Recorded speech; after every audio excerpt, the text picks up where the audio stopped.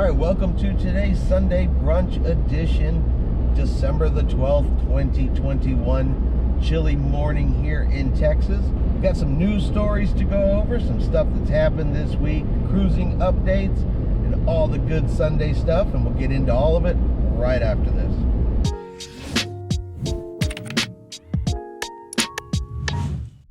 Chris here with High Seas Cruising, and welcome to today's video.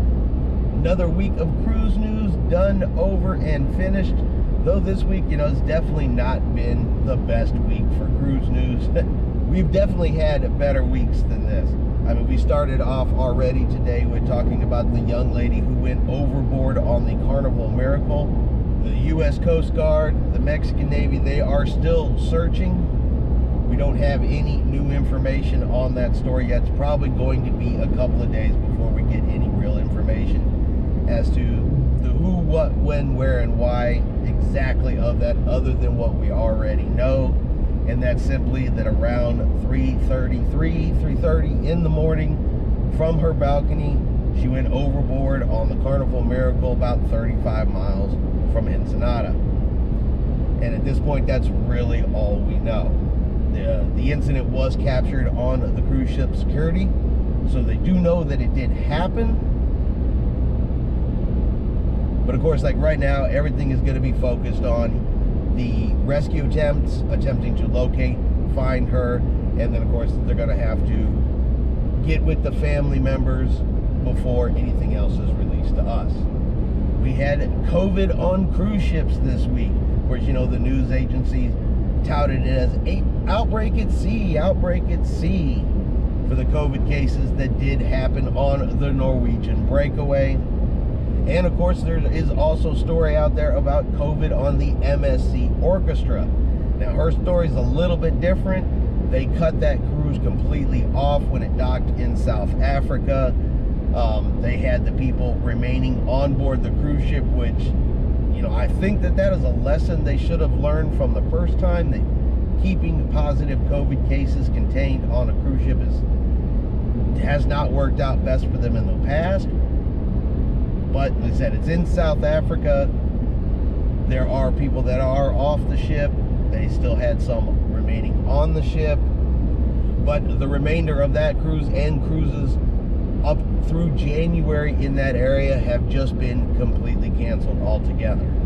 But the lesson we've all learned the whole time here is that COVID is not going to just disappear. It's not going to go away. And we are still going to have cases on board cruise ships. It's inevitable. It's going to continue to happen. I don't think there's anything that's going to change about that anytime soon.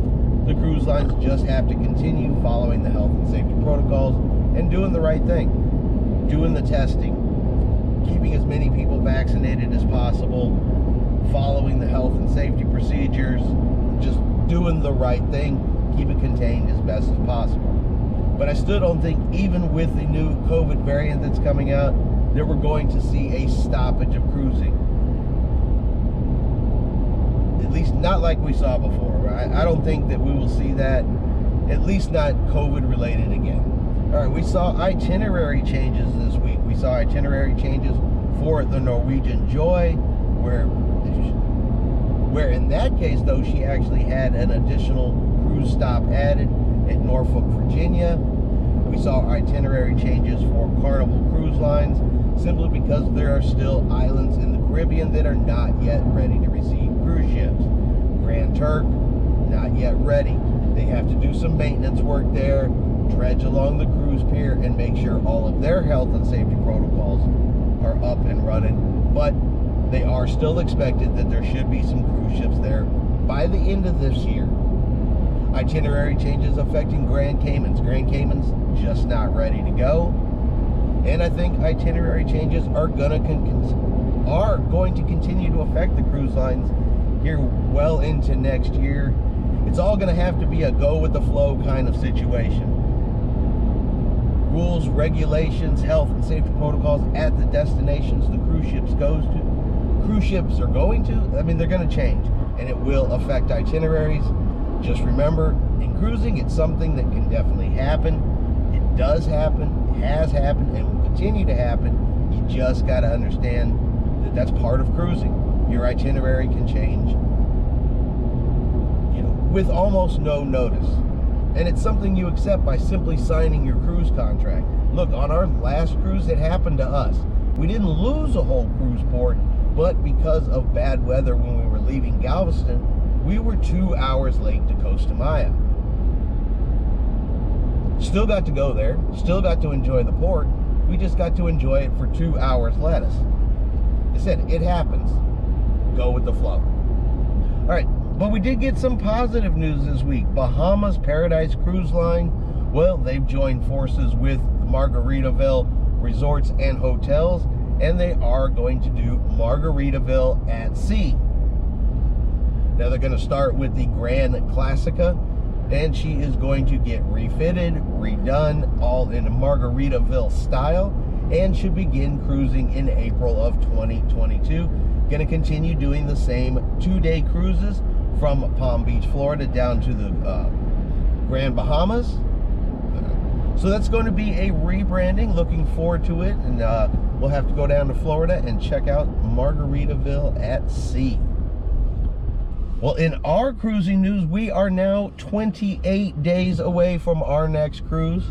Was able to check in online this week. Now, Disney Cruise Line's online check-in process, it has changed a little bit since our last cruise, which was in January of 2020. Yeah, which was in January of 2020 when we went on the Disney Dream. It has changed just a little bit. Not anything major, not a big deal, except for now they want you to upload a copy of your documentation. In this case, we used our passport cards, so they wanted a photocopy of that uploaded, and then they wanted you to take a selfie picture as well and upload that. So 2 changes I did notice on the online check-in process for Disney Cruise Lines. Not a big deal, but if you're checking in, let's say on your computer, doing your online check-in on your computer, have those things already either scanned, ready to go, pictures taken of them.